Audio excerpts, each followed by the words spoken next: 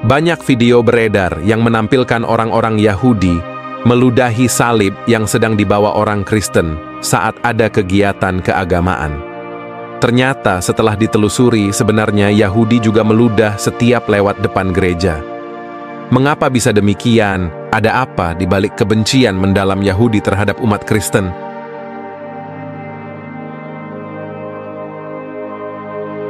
Assalamualaikum warahmatullahi wabarakatuh. Pada video kami ini, kita akan mengulas apa yang menyebabkan kaum Yahudi begitu benci pada umat Kristen, sehingga mereka selalu meludah saat melintas depan gereja atau saat melihat kegiatan keagamaan umat Kristen. Ini bukan hoaks. Banyak bukti video beredar di sosial media. Pada video ini juga kami ulas perbedaan agama Yahudi, agama Kristen, dan agama Islam. Pasti sangat menarik. Yuk kita mulai videonya.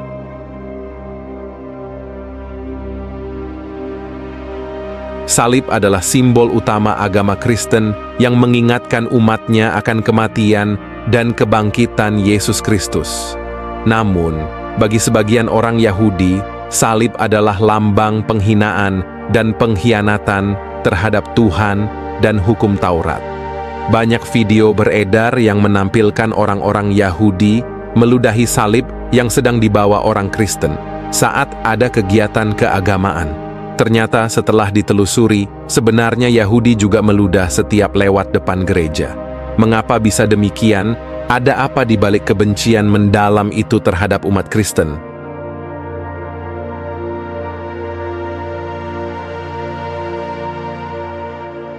Perilaku meludahi salib dan gereja oleh orang-orang Yahudi bukanlah hal baru.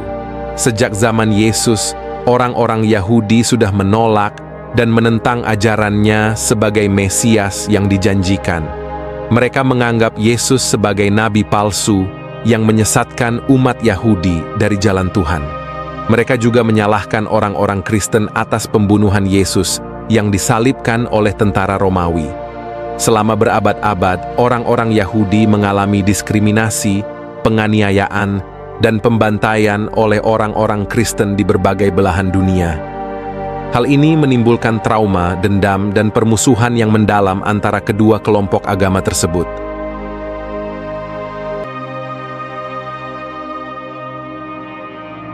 Selain itu, orang-orang Yahudi juga memiliki doktrin agama yang menganggap orang-orang non-Yahudi sebagai goyim atau Gentile, yaitu orang-orang yang tidak memiliki hubungan dengan Tuhan dan tidak tunduk pada hukum Taurat. Mereka menganggap orang-orang non-Yahudi sebagai sampah atau binatang yang tidak layak dihormati atau dicintai. Mereka juga percaya bahwa mereka adalah bangsa pilihan Tuhan yang memiliki hak istimewa atas tanah Israel, termasuk Yerusalem, tempat suci bagi tiga agama monoteis. Mereka merasa berhak untuk mengusir, menghancurkan, atau menghina orang-orang Kristen dan Muslim yang tinggal di sana.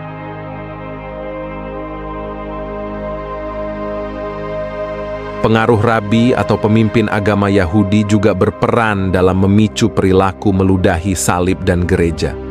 Beberapa rabi mengajarkan bahwa meludahi salib adalah cara untuk mengekspresikan kebencian dan penolakan terhadap Yesus dan agama Kristen. Mereka juga mengklaim bahwa meludahi salib adalah kewajiban agama yang harus dilakukan oleh setiap orang Yahudi yang taat. Beberapa rabi bahkan memberikan berkah atau pujian kepada orang-orang Yahudi yang melakukan tindakan tersebut. Mereka juga menolak untuk menghukum atau mengkritik orang-orang Yahudi yang terlibat dalam kasus penyerangan terhadap orang-orang Kristen.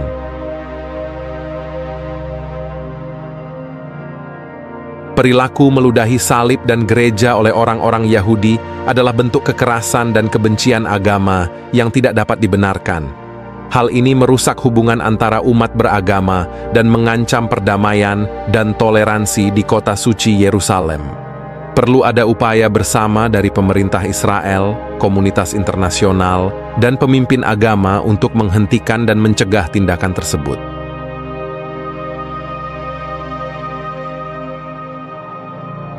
Tapi ternyata, tindakan meludahi umat Kristen yang dilakukan Yahudi malah dibenarkan oleh para menteri Israel. Para menteri Israel tidak mengambil tindakan pencegahan karena hal itu memang sebuah tindakan yang seharusnya dilakukan oleh kaum Yahudi.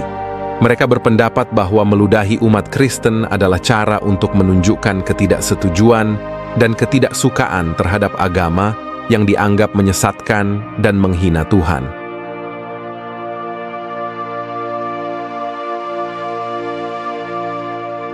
Mereka juga merasa bahwa mereka memiliki hak untuk melakukan hal itu karena mereka adalah bangsa pilihan Tuhan yang berdaulat atas tanah Israel.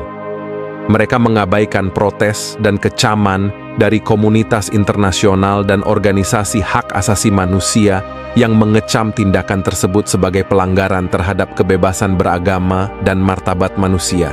Mereka juga menolak untuk mengakui dan menghormati hak-hak dan kepentingan orang-orang Kristen yang tinggal di Yerusalem. Mereka bahkan mengancam untuk mengusir atau menghukum orang-orang Kristen yang berani melawan atau melaporkan tindakan tersebut.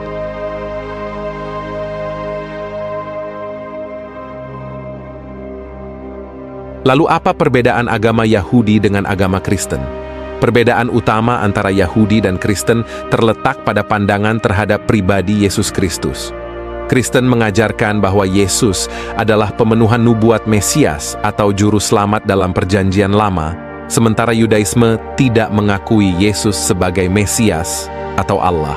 Agama Kristen juga mengajarkan konsep Tritunggal Maha Kudus dengan keyakinan bahwa Allah terdiri dari Bapa, Putra, dan Roh Kudus. Sebaliknya, Yudaisme meyakini bahwa Allah adalah satu-satunya Tuhan yang esa.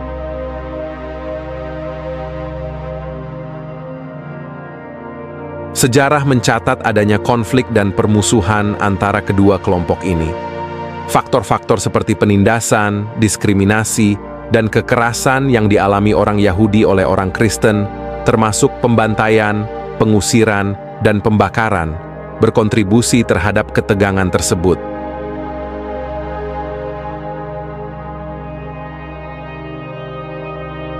Selain itu, terdapat perbedaan teologis, doktrinal, dan ritual yang memisahkan Yahudi dan Kristen. Contohnya termasuk sikap terhadap hukum Taurat, perayaan hari raya, dan praktik ibadah. Semua ini menciptakan divisi antara dua agama ini, meskipun tidak semua perbedaan ini menyebabkan konflik.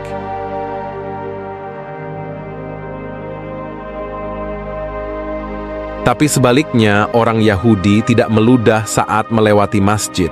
Bahkan banyak video beredar orang Yahudi masuk ke masjid untuk numpang beribadah dalam masjid. Mengapa ini bisa terjadi? Mungkin karena beberapa persamaan ini.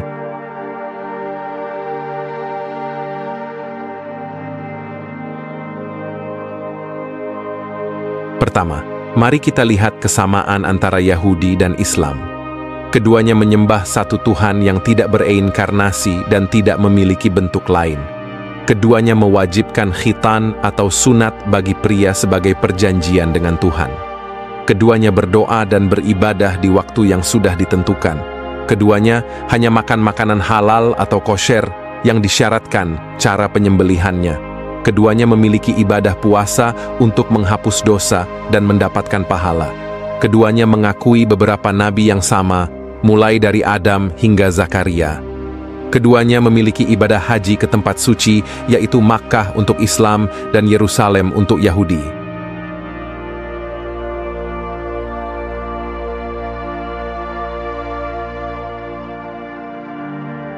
Namun, tidak semua hal sama antara Yahudi dan Islam.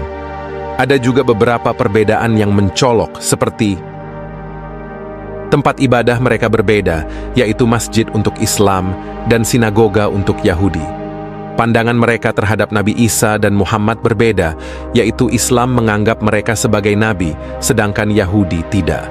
Sikap mereka terhadap orang-orang Kristen berbeda, yaitu sebagian orang Yahudi meludahi umat Kristen, sedangkan Islam menghormati umat Kristen sebagai ahli kitab.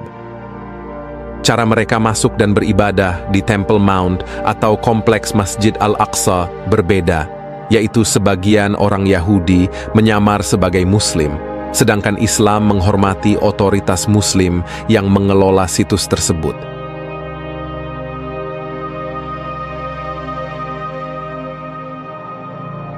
Kesimpulannya, fenomena meludahi salib oleh sebagian orang Yahudi saat kegiatan keagamaan Kristen bukanlah hal baru dan memiliki akar yang dalam dalam sejarah. Ketidaksetujuan terhadap ajaran Kristen, persepsi terhadap Yesus sebagai nabi palsu, dan trauma sejarah antara kedua kelompok agama menjadi pemicu kebencian tersebut. Faktor agama, doktrin, dan pengaruh pemimpin agama Yahudi juga turut berperan dalam memperkuat perilaku tersebut. Meskipun terdapat perbedaan antara agama Yahudi dan Islam, ada pula kesamaan yang membuat orang Yahudi tidak meludah saat melewati masjid, menunjukkan kompleksitas hubungan antaragama dan peran sejarah serta keyakinan dalam membentuk sikap dan tindakan manusia.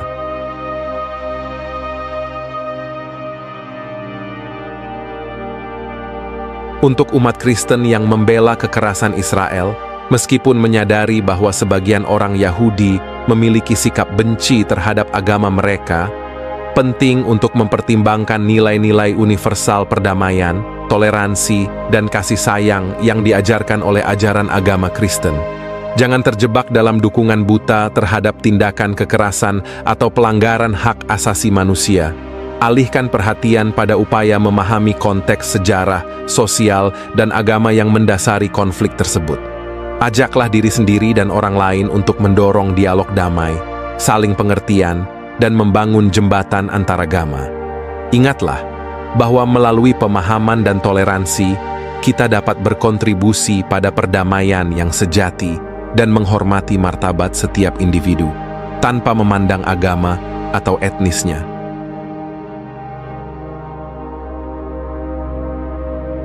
Demikian video ini kami sampaikan. Semoga menambah wawasan bagi kita semua. Bagikan video ini jika Anda menyukai. Terima kasih sudah menonton. Sampai jumpa pada video berikutnya. Wassalamualaikum warahmatullahi wabarakatuh.